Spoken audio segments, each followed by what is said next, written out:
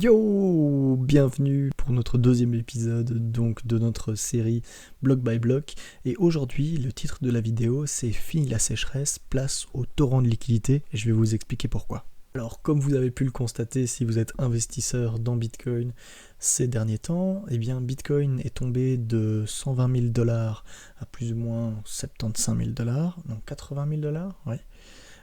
Et ensuite, il vient de remonter à partir d'aujourd'hui, il a déjà dépassé les 90 000 dollars. Donc est-ce que c'est quelque chose de soutenable ou alors, eh bien, on va repartir à la baisse? Eh bien, c'est aujourd'hui qu'on en parle. Alors voilà, sur un graphique un petit peu plus dynamique, donc vous voyez qu'il était monté jusqu'à 125-126 000 dollars. Il est tombé jusqu'à 80 000, c'est ce que j'avais dit, et là il est déjà remonté à 92 000 ou 92 si vous préférez les Français, et je pense que ça va continuer de monter. Pourquoi? Il y a plusieurs choses. Cette baisse a fait énormément de distribution et a également, eh bien, un petit peu, comment dire en anglais, unwind le carry trade japonais qui se passait. Donc c'est vraiment ça qui a eu comme effet de faire baisser le prix du Bitcoin, plus les surplus américains en septembre, suivi d'un shutdown de 42 ou 43 jours en novembre, ce qui a fait que la liquidité s'est vraiment raréfiée et que c'était vraiment la sécheresse même pour les banques traditionnelles. Et donc là, la Federal Reserve, la banque centrale américaine, a annoncé la fin du quantitative tightening, donc le fait de retirer de la liquidité de l'économie pour le 1er décembre. Donc le temps que ça se matérialise dans l'économie, on sera plus ou moins à la milieu du mois, même peut-être fin du mois, le temps que ça ruisselle dans l'économie. Alors, premier graphique, rentrons dans le vif du sujet de ce dont je veux vous parler. Eh bien, ici, nous avons donc une distribution qui s'est effectuée depuis donc les 120 000, où il y a eu énormément de ce qu'on appelle les touristes finalement, ceux qui s'y intéressent juste depuis quelques semaines, voire quelques mois, qui ont énormément acheté. Ils se sont pris ces moins 30, moins 35% de baisse et ont beaucoup vendu durant cette baisse. Alors, on arrive donc à une distribution de l'offre de Bitcoin, et ce tweet nous dit, avec ce graphique qui sous-tend les dires, donc on a 5,8% de l'offre totale de Bitcoin qui ont été échangés aux alentours des 83 000 à 86 000 dollars. Ce qui est énorme, hein. Ça veut dire vraiment qu'il y a eu énormément de touristes, donc de gens qui n'étaient pas, peut-être assez informés sur Bitcoin ou assez croyants en la révolution monétaire qu'est Bitcoin. Et donc, en fait, ils ont vendu quand ça a perdu moins 20 ou moins 30%. Pour ceux qui sont là depuis beaucoup plus longtemps, comme moi-même, on sait à quoi s'attendre et on sait que des moins 30% ça arrive souvent et plusieurs fois même durant un bull run. Mais ici, on voit on-chain la différence entre les touristes et les non-touristes. Second graphique qui est également hyper intéressant concerne la volatilité de Bitcoin. Donc en gros, de combien varie le prix du Bitcoin. Et donc ici, nous voyons que la volatilité était relativement basse et commence à remonter uniquement à partir donc de très récemment, depuis quelques mois. Et ça veut dire quoi? Ça veut dire que généralement, quand la volatilité de Bitcoin est à la baisse, ça implique généralement une hausse dans les prochaines semaines ou dans les prochains mois. Et donc c'est ce qu'on a vu. Ici on a vu donc une volatilité à la baisse, et puis maintenant ça vient de remonter, donc on a une volatilité à la hausse. Ensuite, un troisième graphique hyper intéressant, en tout cas pour moi, pour mieux comprendre ce qui s'est passé, c'est le Net Unrealized Profit and Loss. Donc ça veut dire donc les bitcoins qui sont en perte ou en profit, mais non réalisés. Donc ça veut dire, si vous ne les vendez pas, mais que le Bitcoin a pris de la valeur et que vous avez donc une plus-value latente de, imaginons, 2000 €, eh bien ce sera repris donc dans ce graphique. Alors, ce que ça nous montre ici, c'est forcément en noir le prix du Bitcoin, et en couleur, eh bien ce profit non réalisé. Et donc avec ici la légende, donc quand c'est dans le rouge, on est plus vraiment sur un sentiment de capitulation. Ensuite, nous avons en orange soit c'est quand ça monte, c'est de l'espoir, Ensuite, nous avons bien plus une peur.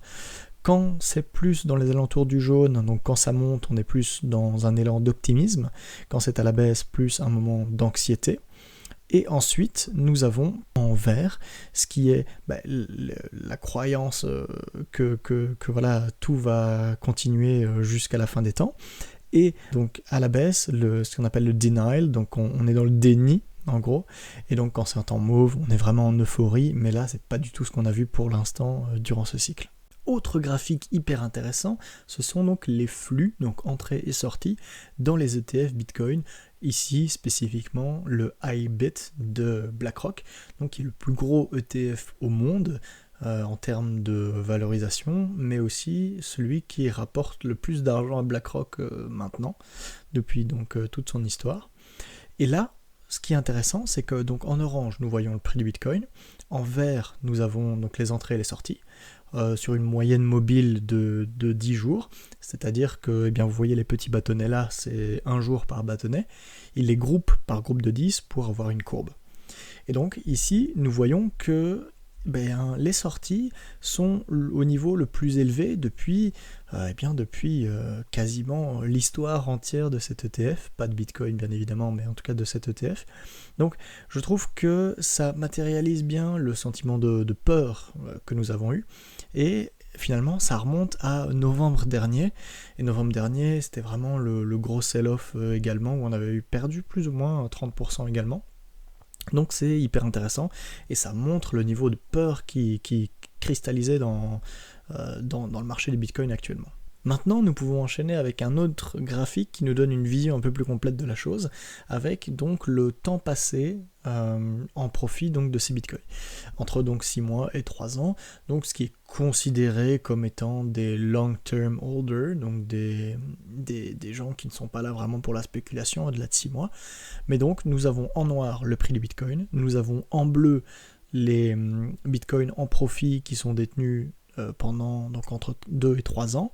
En orange, nous avons entre 1 et 2 ans. Et en rouge, nous avons les 6 mois, 1 an. Et ce qu'on peut voir sur ce graphique, c'est que la majorité des bitcoins qui ont été échangés récemment proviennent des gens qui l'ont détenu entre 6 mois et 1 an. Donc les holders un peu plus court terme.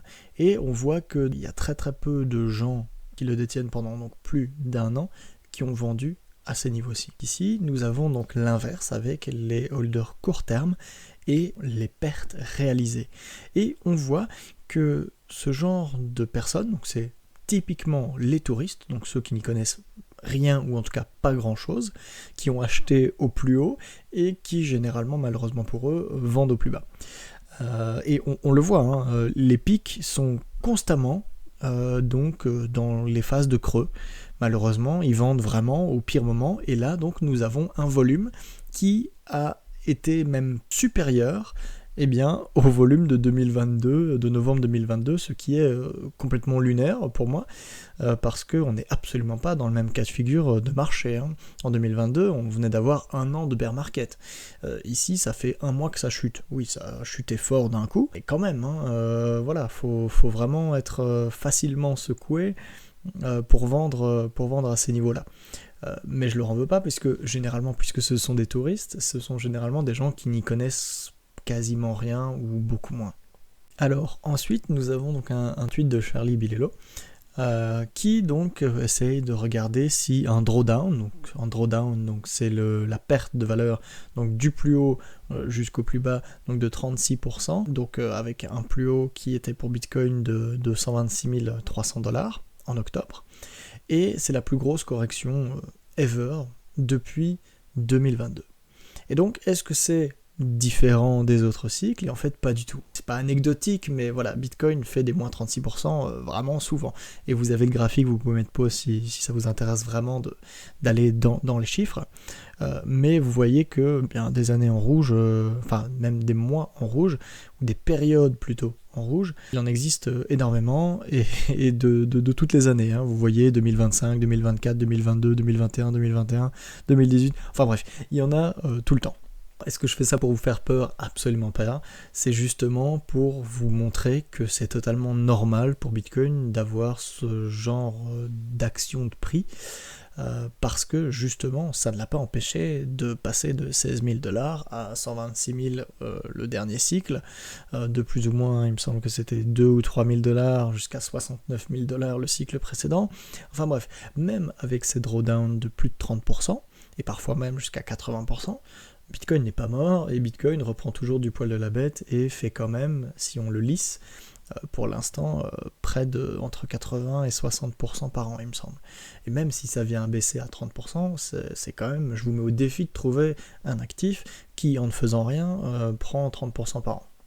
Pour en revenir à ce qui a causé ce crash, donc de 126 000 jusqu'à 80 000 $, je le rappelle, principalement, premier suspect serait donc le yen. Donc on a des taux japonais qui ont explosé à la hausse depuis très longtemps. Ici en bleu, nous avons le dollar par rapport au yen, et donc nous voyons qu'il est à son plus haut depuis très longtemps, et c'est assez cyclique, hein. Et en rouge, nous avons le taux japonais à 10 ans, donc l'obligation japonaise à 10 ans, qui n'a jamais été aussi haute depuis bien une vingtaine d'années, il me semble. Donc c'est quand même quelque chose de très important, et c'est ce qui a en fait déclenché l'arrêt du carry trade sur le yen. Alors qu'est-ce que c'est exactement? On en avait eu un il y a plus ou moins un an, un petit désamorçage de la machine, mais là on est vraiment sur une fin de cycle où en fait ce qui se passait, c'est que les taux japonais étaient proches de zéro, voire négatifs, et donc les investisseurs empruntaient du yen japonais à taux zéro, le transformaient en dollars et donc créaient des nouveaux dollars, donc augmentaient la masse monétaire en dollars pour aller investir dans des boîtes américaines, ou même de l'or récemment, etc. Et donc, en fait, le problème, c'est que la machine fonctionne tant que les yens ont un taux qui est proche de zéro, voire négatif. Mais là, ce qu'on a vu depuis ces derniers mois, c'est que le taux à 10 ans, ici japonais, a explosé à la hausse, ce qui fait que ce genre de trade n'est absolument plus rentable, et donc, eh bien, ils doivent vendre leurs actifs aux États-Unis pour justement rembourser leurs prêts en yens, puisque les taux montent. Alors, à partir de maintenant, j'espère que vous avez compris que la liquidité, c'était vraiment le nerf de la guerre pour tout ce qui est investissement, parce que quand on a une masse monétaire qui augmente, et même parfois trop, eh bien, ça pousse le prix des actifs, de tous les actifs d'ailleurs, à la hausse. Donc, la suite, qu'est-ce que c'est?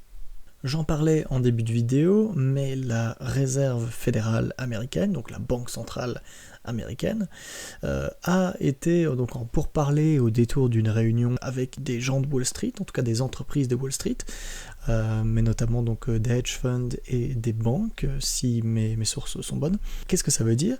Bien, ça veut dire que la liquidité est vraiment très très rare pour avoir des discussions semi-formelles, voire informelles, au détour d'une réunion, en disant à la Federal Reserve que attention, là ça va pas du tout, il va falloir lâcher les vannes un moment, et donc c'est vers ça qu'on se dirige. On se dirige vers un tsunami de liquidité.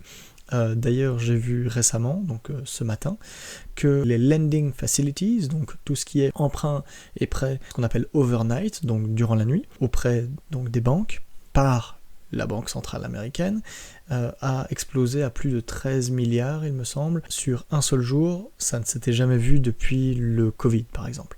Donc ça vous donne une idée un petit peu du nombre d'argent, de la somme d'argent, du volume plutôt monétaire qui va nous arriver dessus et sur les marchés, ce qui a historiquement fait grimper le prix de Bitcoin, mais pour être honnête, de tous les actifs, que ce soit de l'immobilier, des actions, tout ce que vous détenez. C'est juste que Bitcoin réagit beaucoup plus fort puisqu'il a une volatilité plus importante.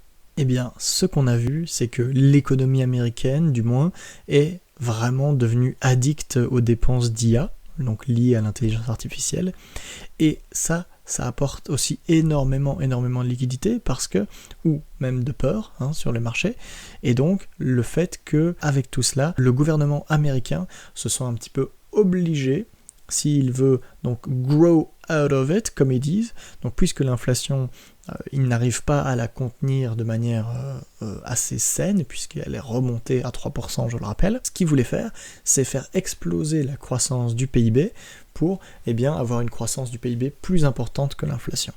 On verra si ça réussit dans quelques mois, mais voilà.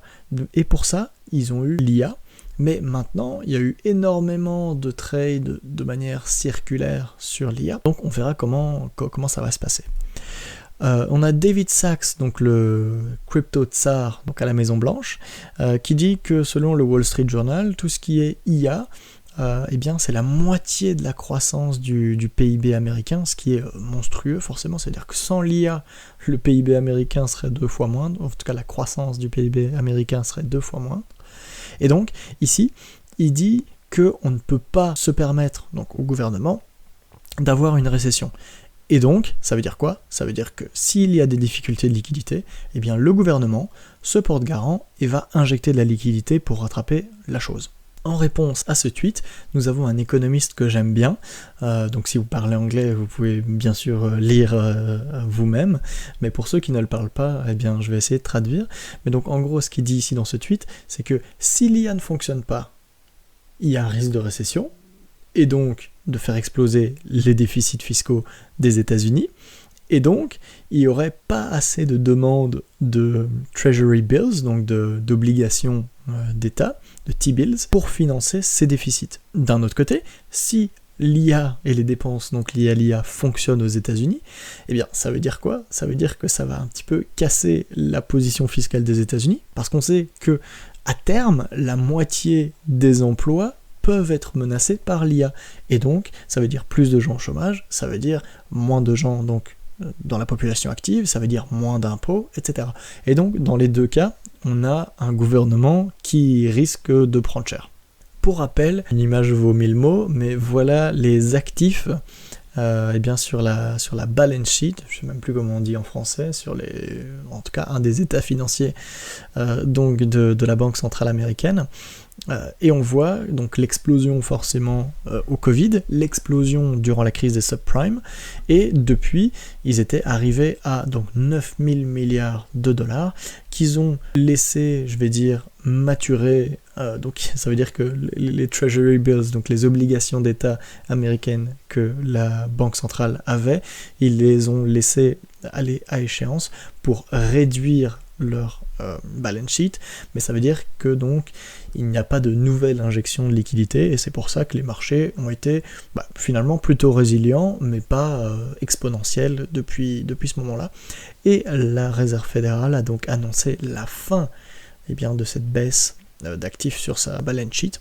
Et donc, on peut penser à une hausse relative bientôt. Ensuite, si on s'attarde un petit peu donc aux décisions que va prendre la Banque centrale américaine, qui finalement drive les décisions de quasiment toutes les autres banques centrales partout dans le monde, puisque les dollars américains sont la monnaie de réserve mondiale. Là, le marché prédit une baisse de 25 points de base, donc ce qui est 0,25%. Et comme on l'a vu, en fait, le déficit américain est tellement énorme qu'ils sont obligés de se refinancer, et donc ils ne peuvent pas se permettre de garder des taux d'intérêt hauts pendant une trop longue durée. Dans le même temps, pour renforcer cette idée, nous avons donc 2 questionnaires sur la confiance des consommateurs, et on voit que elles sont au plus bas, quasiment historique, depuis en tout cas très très longtemps. Et donc, on peut se dire que c'est une raison de plus pour la Banque centrale américaine d'arrêter d'appuyer sur le frein, et peut-être même d'appuyer un petit peu plus sur l'accélérateur pour relancer un petit peu l'économie. Autre point intéressant de Luke Gromen, encore une fois, c'est que le market cap des stablecoins est en baisse, ce qui ne s'était pas produit depuis très longtemps. Et donc, qu'est-ce que ça veut dire? Ça veut dire que malheureusement, les stablecoins ont été un petit peu le prêteur tout désigné depuis quelque temps pour des obligations d'État, puisqu'ils sont obligés maintenant, avant ils n'étaient pas, mais maintenant ils sont obligés, d'avoir du cash ou de l'équivalent cash dans leur réserve pour pouvoir faire une rédemption quand je veux revendre mes jetons de stablecoin pour avoir du cash. Et donc on a Scott Basson qui est donc un membre du gouvernement donc qui gère le trésor américain, qui a envie que le market cap des stablecoins atteigne 3000 milliards de dollars. Pourquoi ? Parce que ça veut dire aussi 3000 milliards d'obligations. Quelqu'un qui est à la tête du trésor américain n'a qu'une seule idée en tête, c'est de pouvoir vendre ses obligations. Le mec, c'est un vendeur en fait. À ce rythme, ça prendrait 23 ans pour y arriver, ce qui est complètement monstrueux, bien évidemment, vous vous en doutez. Alors, comment fonctionne l'USDT ? Donc l'USDT, c'est l'entreprise Tether. Donc il y a des investisseurs, que ce soit sur les exchanges ou même entre particuliers, qui ont envie d'avoir, pour des raisons fiscales, pour la plupart du temps, pour rester dans l'écosystème crypto, eh bien ils veulent continuer à détenir une crypto, mais une crypto stable. Dans ce cas-là, on a Tether qui va minter, donc qui va faire apparaître des jetons Tether, et en contrepartie, vous allez donc payer la contrepartie en cash. Eux, qu'est-ce qu'ils vont faire derrière avec cet argent ? Eh bien, ils vont aller au gouvernement américain pour financer sa dette. Donc ils vont prendre des obligations américaines. Pourquoi ? Parce que c'est généralement réputé sans risque, même si on peut se poser la question qu'un État avec 35 000 milliards de dettes, est-ce qu'il n'y a pas un petit peu de risque ? Mais ça, c'est vraiment un autre sujet. Et donc, ils ont énormément d'obligations américaines et c'est devenu carrément hyper important pour eux. Nous avons également Tether qui achète de l'or et du bitcoin. Il est même devenu le plus gros acheteur privé d'or au monde, donc devant les États, ce qui est monstrueux. Et donc, vous pouvez bien maintenant voir visuellement à quel point Tether est finalement important pour les États-Unis. Et donc, c'est ce qui va conclure l'épisode d'aujourd'hui. J'espère que ça vous aura plu.